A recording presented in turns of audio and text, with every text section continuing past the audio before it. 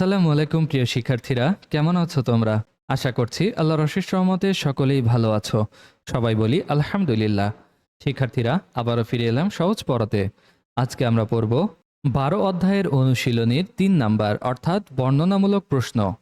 1 number প্রশ্নে বলা হয়েছে, গ্রিন হাউসের ভিতরের পরিবেশ গরম থাকে কেন? ব্যাখ্যা করি। শিক্ষার্থীরা, গ্রিন হাউসের দেয়াল সাধারণত কাচের হয়ে থাকে, যা সূর্যের আলো ভেতরে প্রবেশ করতে দেয় এবং ঘরকে উষ্ণ করে তোলে। কিন্তু কাঁচ তাপ সহজে বের হতে দেয় না, ফলে তাপ ভেতরে আটকে গিয়ে ঘরের পরিবেশ গরম হয়ে থাকে।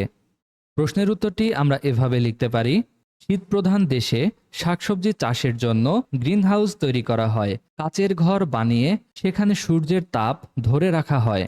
এ ধরনের ঘরগুলোতে সূর্যের আলো প্রবেশ করে ঘরকে উষ্ণ করে। কিন্তু কাচ তাপ কুপরিবাহী হওয়ায় এই তাপ কাচের দেয়াল ভেদ করে বের হতে পারে না।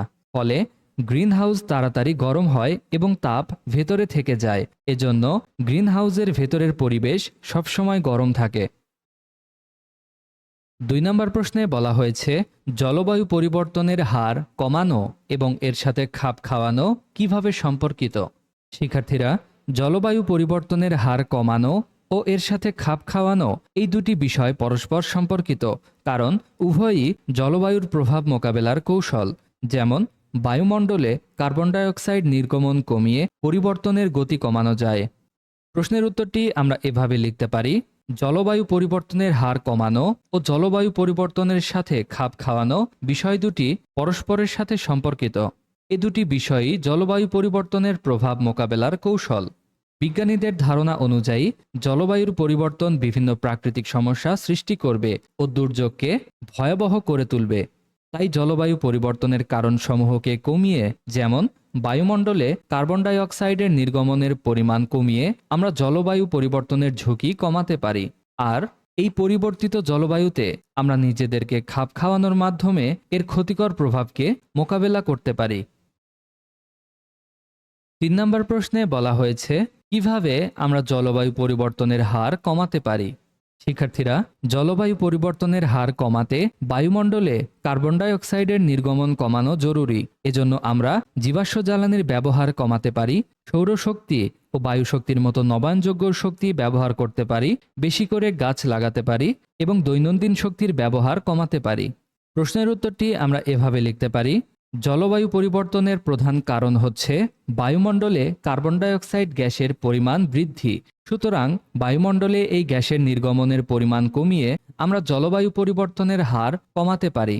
এজন্য আমরা যা যা করতে পারি সেগুলো হলো: 1 নাম্বার, কয়লা, তেল, প্রাকৃতিক গ্যাসের মতো জীবাশ্ম জ্বালানির ব্যবহার কমাতে পারি। 2 নাম্বার, নবায়নযোগ্য শক্তি যেমন সৌরশক্তি, বায়ুশক্তি ইত্যাদির ব্যবহার বাড়াতে পারি। 3 নাম্বার, বৃক্ষরোপণের পরিমাণ বৃদ্ধি করতে পারি। 4 নাম্বার, দৈনন্দিন জীবনে শক্তির ব্যবহার কমাতে পারি। 4 নম্বর প্রশ্নে বলা হয়েছে, পৃথিবীর বায়ুমণ্ডল গ্রিনহাউস কাচের মতো কাজ করে কেন? শিক্ষার্থীরা, বায়ুমণ্ডলে থাকা কার্বন ডাই অক্সাইড, মিথেন ও জলীয় বাষ্প সূর্যের আলোকে ভেদ করে পৃথিবীতে প্রবেশ করতে দেয়, কিন্তু পৃথিবী থেকে বিকিরিত তাপকে আটকে রাখে। ফলে পৃথিবী উষ্ণ থাকে। এভাবে বায়ুমণ্ডল গ্রিনহাউসের কাচের মতো কাজ করে। প্রশ্নের উত্তরটি আমরা এভাবে লিখতে পারি: পৃথিবীর চারদিকে ঘিরে আছে বায়ুমণ্ডল।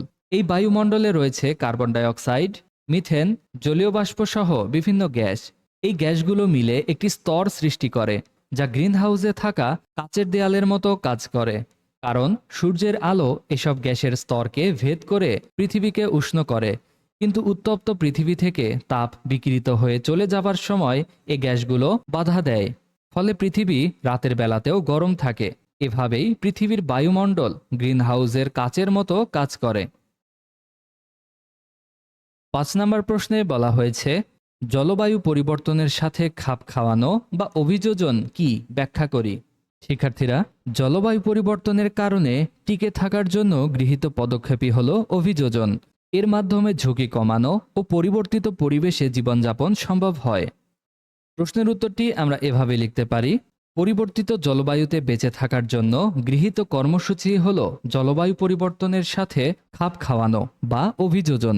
এই অভিযোজনের উদ্দেশ্য হল জলবায়ু পরিবর্তনের ফলে সৃষ্ট ঝুঁকি কমানো ও পরিবর্তিত পরিস্থিতিতে টিকে থাকার জন্য যথাযথ ব্যবস্থা গ্রহণ করা। এসব ব্যবস্থার মধ্যে রয়েছে ১ নাম্বার, ঘরবাড়ি, বিদ্যালয়, কলকারখানা ইত্যাদি অবকাঠামোর উন্নয়ন। ২ নাম্বার, বন্যা ও ঘূর্ণিঝড় আশ্রয় কেন্দ্র নির্মাণ। ৩ নাম্বার, উপকূলীয় বন সৃষ্টি করা। ৪ নাম্বার, লবণাক্ত পরিবেশে বাঁচতে পারে এমন ফসল উদ্ভাবন। এবং ৫, জলবায়ু পরিবর্তনের কারণ সম্পর্কিত ধারণা সকলকে জানানো ইত্যাদি। ৬ নাম্বার প্রশ্নে বলা হয়েছে, পৃথিবীর গড় তাপমাত্রা বাড়তে থাকলে আমাদের জীবনে এর কী প্রভাব পড়বে?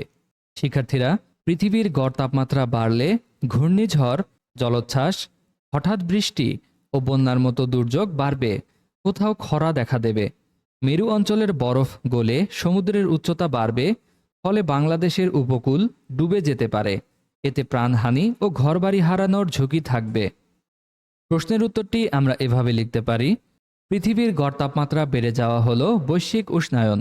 এর প্রভাবে জলবায়ু পরিবর্তিত হচ্ছে। এতে করে আমাদের দেশে ঘূর্ণিঝড় ও জলোচ্ছ্বাসের মতো প্রাকৃতিক দুর্যোগ বৃদ্ধি পাবে। হঠাৎ ভারী বৃষ্টিপাত ও আকস্মিক বন্যা দেখা দেবে। কোথাও আবার বৃষ্টিপাতের পরিমাণ কমে খরা দেখা দেবে। এছাড়া এর প্রভাবে মেরু অঞ্চলের বরফ গলছে এবং সমুদ্রের পানির উচ্চতা বৃদ্ধি পাচ্ছে। এভাবে সমুদ্রের পানির উচ্চতা বৃদ্ধি পেতে থাকলে বাংলাদেশের উপকূলীয় নিম্নাঞ্চল একসময় পানির নিচে তলিয়ে যাবে। ফলে অনেক প্রাণহানি ঘটবে ও অনেক মানুষ ঘরবাড়ি হারাবে। সুতরাং পৃথিবীর গড় তাপমাত্রা বাড়তে থাকলে আমাদের জীবনে ভয়াবহ দুর্যোগ নেমে আসবে।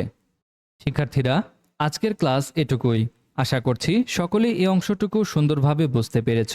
ভিডিওটি ভালো লাগলে লাইক কমেন্ট করে আমাদের পাশে থাকবে। সকলেই ভালো থাকো, সুস্থ থাকো। আল্লাহ হাফেজ।